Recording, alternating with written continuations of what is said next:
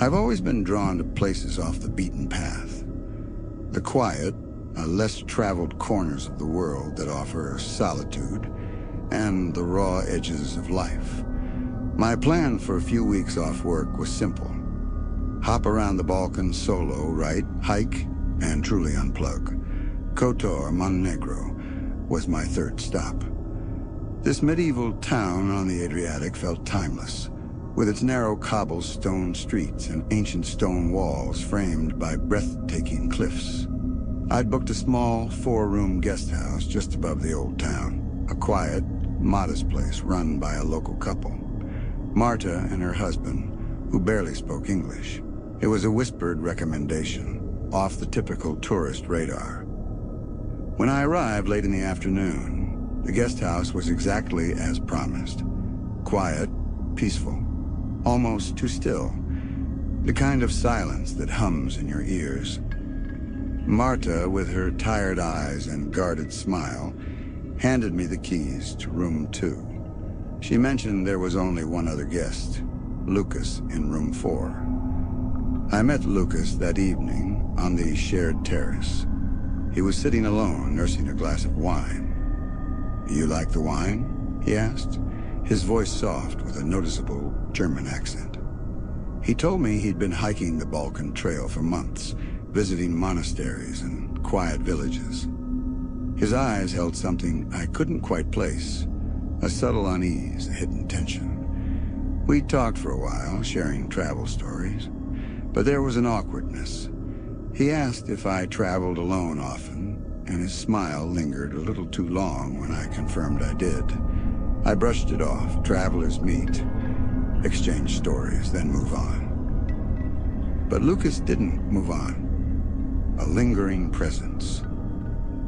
Over the next few days, I noticed him more and more. It wasn't like he followed me, not overtly. But every time I went for a walk or returned to the guest house, there he was, standing outside, smoking, staring into the trees as if waiting. It started to feel less like coincidence and more like a pattern. Once I found him in the shared kitchen, silently watching my phone, which I'd left charging. "Just checking the time," he said quickly when I caught his gaze, a nervous energy rippling through him. I tried to shrug it off, telling myself I was being paranoid, that the solitude was getting to me. But the little incidents piled up, each one adding to my growing sense of dread. A book moved from my bedside table. A window left slightly ajar when I was certain I'd closed it. The faint scent of stale cigarette smoke lingering in my room, even though I don't smoke. These were small things, easily dismissed individually, but together, they formed a mosaic of unsettling coincidences, a silent accumulation of violated personal space. The guest house, once a haven, began to feel like a surveillance post. The terror intensifies. One night, just past midnight, I was jolted awake by slow, deliberate footsteps outside my door. My heart hammered. The footsteps stopped right in front of my door. Then the faintest sound of someone trying the handle. Click, click. The lock held. I held my breath until the footsteps retreated down the stairs. I didn't sleep again that night. The next morning, exhaustion etched on my face, I mentioned the noise to Marta. She smiled politely but dismissed it. "Probably a rat," she said in broken English, waving it off. I tried to find Lucas that day, but his room door was open and empty. No sign of him anywhere. Was I imagining things? That night, a cold dread settled in. I locked everything, my door, windows, and pushed a heavy wooden chair against the handle. But at 3:12 a.m., I woke again. This time it was breathing. Soft, calm, deliberate breathing, just outside my door. Like someone was standing inches away, listening. I lay frozen, heart pounding, hands clammy. I grabbed my phone, fumbling in the dark, and hit record. I caught 23 seconds of the breathing, each inhale and exhale unnervingly steady. Then silence, followed by a soft, deliberate knock. Just once, a single, distinct tap against the wood. It was a sound that seemed to acknowledge my presence, to confirm I was being watched. I stayed awake until dawn, the chilling discovery and escape. That morning, I was packed and ready to leave before the sun had fully risen. Marta looked concerned, but didn't ask why. As I waited for the taxi outside, something on the window ledge outside room 4, Lucas's room, caught my eye. A journal, torn leather cover, yellowed pages sticking out. I shouldn't have touched it, but curiosity got the better of me. I flipped through pages filled with neat, precise handwriting, dates, times, and chillingly detailed observations. She leaves her room at 9:12 a.m., eats toast, drinks herbal tea, talks to self in mirror, sings off-key, keeps phone in kitchen overnight, locks door only on odd days. Pages and pages of notes like this, a meticulously documented surveillance of my every movement, my every habit. My blood ran cold. This wasn't just a quirky traveler. This was a stalker, a predator. The last entry was scrawled almost frantic. Tonight, window if needed. Do it before sunrise. I dropped the journal, hands shaking. The taxi came quickly. I didn't look back. I just clambered into the back seat, gave the driver the address of the bus station, and fought the urge to scream. The lingering shadow. Weeks later, the memory still fresh, I tried to find the guest house online. Deleted. Instagram scrubbed.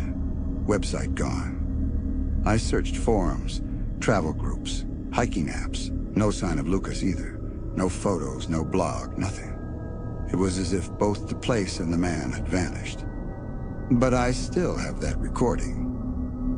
Sometimes late at night, when the house is quiet, I play it. The calm, deliberate breathing just outside my door. It's a sound that haunts my waking hours and invades my dreams, a chilling reminder that some places, some people, are better left undiscovered. The silence I once craved now feels menacing, full of unseen presences. And I wonder sometimes if Lucas ever found another lone traveler drawn to the silence, to the raw edges of life, to a quiet guest house in a forgotten corner of the world, and if they too heard the breathing outside their door.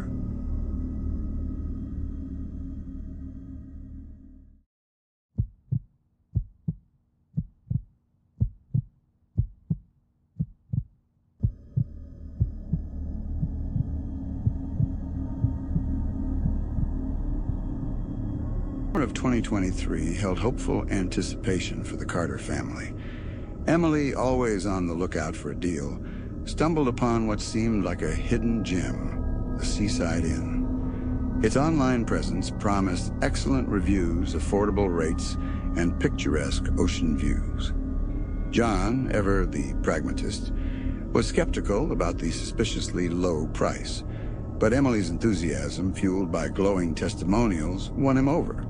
Their 10-year-old daughter, Sarah, was simply excited for a week away from school and the endless possibilities of a beach vacation. A week-long stay was booked, and the Carters, packed with swimsuits and a hopeful sense of escape, embarked on their journey, eager for a memorable family vacation.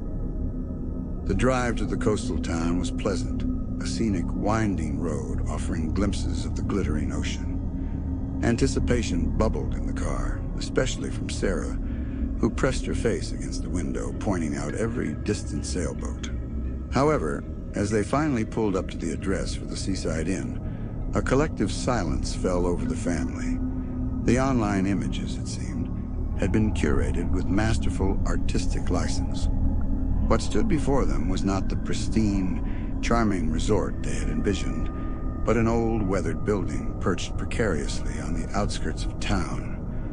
Peeling paint clung to its dilapidated facade, and overgrown weeds choked the once manicured flower beds, giving the entire property an air of abandonment. John exchanged a meaningful glance with Emily, a silent "I told you so" hanging in the air. Emily, ever the optimist, tried to salvage it. "Well," she chirped a little too brightly, "it certainly has character, doesn't it?" Sarah, however, looked distinctly unimpressed. Upon entering, the lobby was equally underwhelming. The air was thick with the scent of dust and something vaguely metallic. An elderly woman, Margaret, emerged from a back room. Her smile was a tight, almost painful effort, and her eyes, though kind, held a profound weariness. She handed them a heavy ornate key, its brass dulled with age, to their room, Suite 3B. Their suite, while modest, was surprisingly clean. It felt like stepping back in time, furnished with heavy, dark wood pieces that probably predated Emily and John by several decades. A large four-poster bed dominated the main bedroom, and a smaller twin bed was tucked into an alcove for Sarah. The true redeeming feature was the balcony, which offered a breathtaking, unobstructed view of the churning sea. The vast expanse of the ocean, a shimmering canvas of blues and greens, momentarily softened the harsh reality of the inn's condition.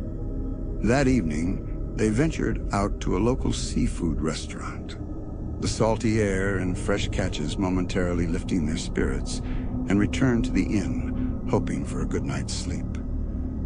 The unseen presence. As night fell, an unnerving silence descended upon the inn. The usual sounds of a bustling hotel were absent, replaced by the rhythmic hush of the waves outside and the creaks and groans of an old building settling into the night. It was in this quiet that the first strange occurrences began. Sarah, tucked into her twin bed, called out softly, "Mom, Dad? I hear whispers outside my window." John, half asleep, mumbled about the wind, and Emily, attributing it to an overactive imagination, reassured her. "It's just the sea breeze, sweetie. Go back to sleep." Sarah, though still looking a little nervous, eventually drifted off. The next morning, however, their dismissal of Sarah's unease proved premature. As Emily went to open the balcony doors to let in the fresh morning air, she found them ajar. A jolt of unease shot through her. She distinctly remembered locking them securely the night before. John, equally perplexed, checked the latch, finding no sign of forced entry. It was as if the doors had simply opened on their own. Later that morning, as Emily was getting ready, she noticed her antique silver locket, a cherished family heirloom, was missing from her toiletry bag. A frantic search ensued. Just as she was about to declare it lost, she found it. Not in a logical place, but resting neatly in the bathroom sink, almost as if it had been placed there deliberately. The cold, smooth silver felt heavy in her palm, weighted with a strange sense of trespass. Both John and Emily felt a prickle of unease, but they were determined not to let these minor anomalies ruin their hard-earned vacation. They dismissed it as forgetfulness, perhaps the quirks of an old building, or even, in John's mind, a subtle prank by a mischievous Sarah. Escalating horrors. Despite their attempts to ignore the unsettling incidents, the occurrences grew more frequent and more unsettling. The gentle creaks of an old building transformed into distinct footsteps in the hallway, often when they knew no one else was on their floor. Sarah, increasingly agitated, would point to the empty hallway outside their door and whisper, "Someone's walking around, Mom. I heard them." Emily and John would check, finding only silence and echoing emptiness. The lights in their suite began to flicker incessantly. Not a power surge, but a rhythmic, almost deliberate blinking that seemed to pulse with an unseen energy. One evening, as they sat playing cards, the overhead light in the living area went out completely, plunging the room into semi-darkness before sputtering back to life moments later. It felt less like an electrical fault and more like a playful, yet sinister manipulation. The most terrifying incident occurred on their fourth night. John, a notoriously heavy sleeper, awoke with a jolt. The room was bathed in the faint moonlight filtering through the balcony doors, casting long, distorted shadows. At the foot of their bed, shrouded in the gloom, was a shadowy figure. It was tall and indistinct, a silhouette against the slightly lighter wall, but its presence was undeniable, radiating a palpable coldness. John's heart hammered against his ribs. He blinked, rubbing his eyes, convinced it was a dream, but the figure remained. With a surge of adrenaline, he fumbled for the bedside lamp and flicked it on. The sudden burst of light banished the darkness, and with it, the figure vanished. The room was empty, save for the familiar furniture and the silent, sleeping form of Emily beside him. He lay awake for the rest of the night, his mind racing, trying to rationalize what he had seen. Was he overtired? Had he imagined it? But the chilling sensation of its presence lingered, a cold hand squeezing his chest. The next morning, John recounted the experience to a disbelieving Emily. She tried to offer logical explanations, a bad dream, the shadows playing tricks. But John's conviction, the sheer terror in his voice, slowly chipped away at her resolve. Sarah, listening intently, contributed her own chilling anecdote. "Sometimes I hear singing too," she said, her voice barely a whisper. "It's like a lullaby, but it sounds sad." The cumulative effect of these inexplicable events, culminating in John's terrifying encounter, finally shattered the Carters' determination to enjoy their vacation. The serene getaway they had envisioned had transformed into a nightmare of inexplicable phenomena and growing dread. Fear, cold and insidious, had replaced relaxation. They decided, unanimously and without debate, to cut their vacation short. The inn's dark secret. As they began to pack their belongings, a frantic energy filled the suite. Each rustle of fabric, each creak of the floorboard seemed amplified, imbued with a sinister undertone. Emily, pulling her suitcase from under the bed, felt something stiff and crinkled against her hand. She pulled it out. It was an old, brittle newspaper clipping, yellowed with age, its edges frayed.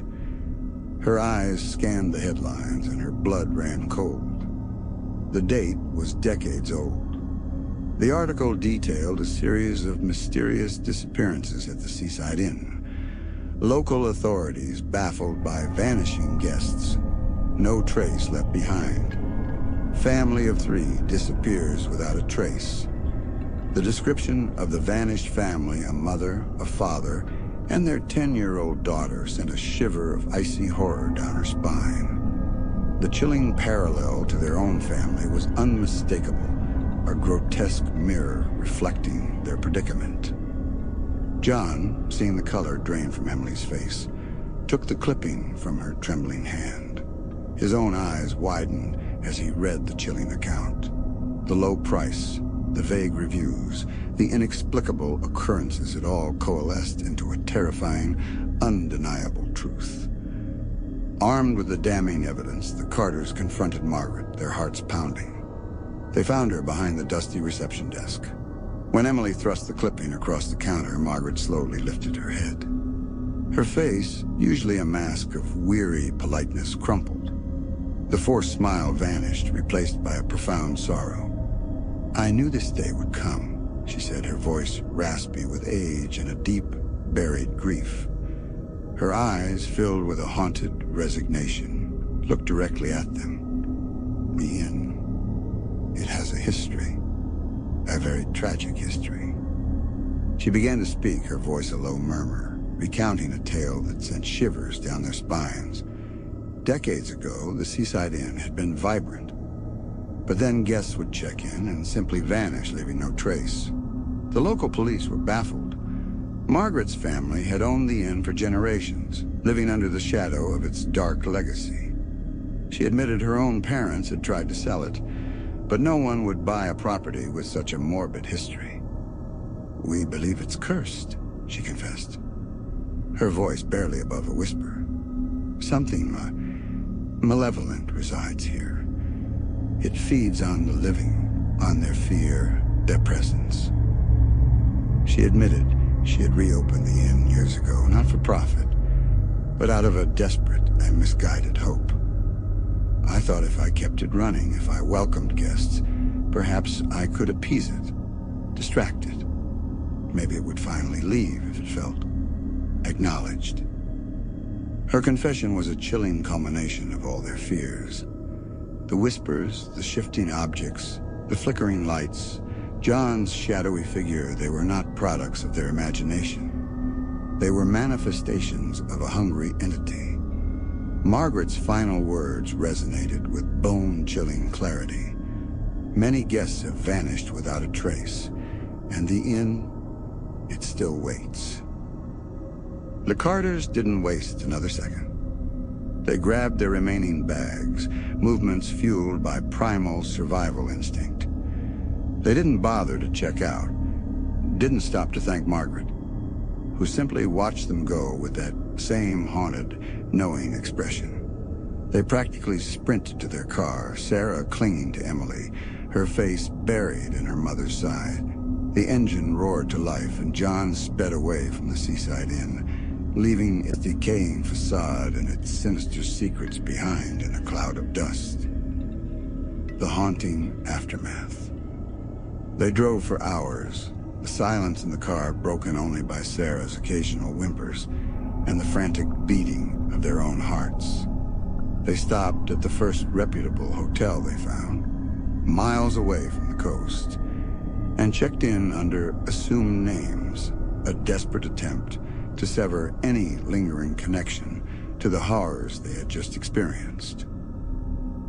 The experience at the Seaside Inn scarred the Carter family profoundly. To this day, they refuse to speak of their week-long ordeal. The memories are too raw, too terrifying, too deeply ingrained. They avoid coastal towns.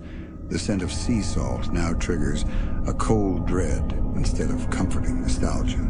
Sarah, though years older, still has nightmares, and the sound of whispers outside her window send her into a panic. And the Seaside Inn? It remains open. Its online presence, perhaps updated with new, equally misleading images, continues to draw in unsuspecting guests. The reviews, now presumably from those who were lucky enough to escape, are few and far between. But for those who venture within its peeling walls, who hear the whispers and see the shadows, the chilling truth of its dark history patiently awaits, ready to claim its next victims. The waves crash ceaselessly against the shore, a silent, indifferent witness to the malevolence that resides within the crumbling walls of the Seaside Inn, forever awaiting its next unsuspecting guests.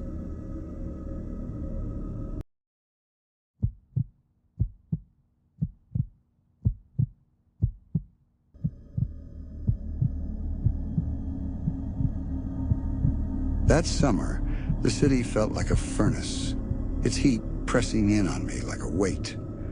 My nerves frayed under the relentless buzz of screams and noise. I needed silence, real silence. The kind that presses against your ears and lets you breathe. That's what led me to a cabin, deep in the northern woods, by a secluded lake. No internet, barely a cell signal, perfect. The road to the cabin grew rougher the deeper I went. Pavement to gravel, gravel to dirt. Pines towered around me like sentinels. The cabin appeared like a memory, a weathered structure sitting on the lake's edge, surrounded by trees whose branches locked above like a cathedral ceiling. The lake shimmered silver in the afternoon light, and I felt peace for the first time in ages. The days that followed were simple and serene. I rose with the sun to the call of loons echoing across the water. I hiked quiet trails, swam in the cool, dark lake, cooked over an old wood stove, and sat for hours reading. The silence was not empty. It was rich, alive, enveloping. But then came the shift. It started subtly, One evening, I noticed strange symbols etched into the birch trees near the cabin. Sharp, deliberate carvings, geometric and unnerving. Maybe they were old settler marks or pranks, I told myself. Still, I couldn't shake the feeling that they meant something. Then came the whispers. At first, they were faint, barely more than the wind rustling leaves. But over days, they grew. Still not words, but human, breathy, like voices just out of earshot. I told myself it was the old cabin creaking. But part of me listened closer. Too close. One night, everything changed. Around 2 a.m., I woke to a violent slapping of water against the dock, far louder than the gentle waves I'd grown used to. I went to the window, heart pounding. The moon was gone, hidden by thick clouds. The world outside was a black void. Then I saw it. A figure stood waist deep in the lake, still and hunched. A silhouette, darker than the night, unmoving, watching. My breath caught in my throat. It didn't move, it just existed, like a stain on reality. I blinked. Gone. The lake was still again. The sound ceased, but the dread lingered. When I turned from the window, something brushed my foot. A bundle hung on the porch railing, wrapped in brittle yellowed paper and tied with twine. Inside was an old photograph of a young woman in an outdated dress. Her eyes, hollow, haunted, stared directly at me.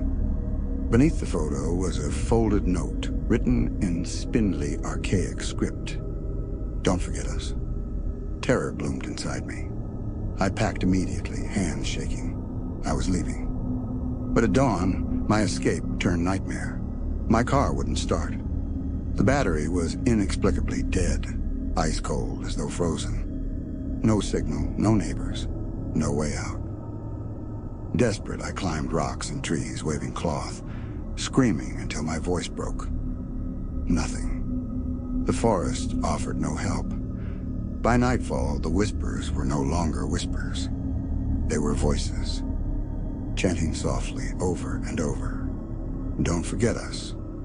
They circled the cabin like a cold wind pressing against the windows. Shadows danced outside, flickering unnaturally, almost alive. I didn't sleep. That night, I decided to face it. Armed with my brightest flashlight, I forced myself down to the lake. My legs felt like stone. The flashlight cut a narrow cone through the dark. At first, all was still, too still. Then, near the reeds, something stirred. A shape beneath the water. I stepped closer. Suddenly, a cold, wet hand grabbed my ankle. I screamed and fell back, heart exploding in my chest. I scrambled away, shining the light on the water. The shape was gone. But where it had been, the lake's surface rippled red. Blood, or something that looked like it. I ran. Back to the cabin, grabbed my bag, didn't care what I left behind, and tore into the woods. No path, no direction, just away. The voices followed me. Don't forget us. Branches tore at me. Roots tripped me. Still I ran, lungs burning, driven by fear deeper than anything I'd known. The woods felt endless, alive. Finally, as light began to rise, I stumbled onto a weathered sign. Ranger station, 2 miles. Hope surged. I pushed on until I reached a small building with a flickering porch light. I banged on the door until it opened, revealing a kind-faced ranger who took one look at me and knew something was wrong. I told him everything. His face darkened as I spoke. When I finished, he nodded solemnly. The lake had a history, he said. Decades ago, a group of young campers drowned during a freak storm. Their bodies were never recovered. Locals believed their spirits lingered, trapped and forgotten, crying out to be remembered. They weren't trying to hurt me, he said. They were trying to be seen. I never went back. The ranger helped arrange for my car to be towed. I left those woods behind without a glance over my shoulder. But even now, when summer returns and the world grows quiet, I hear them. In the stillness of night, just before sleep takes me, I hear the faintest whisper. Don't forget us.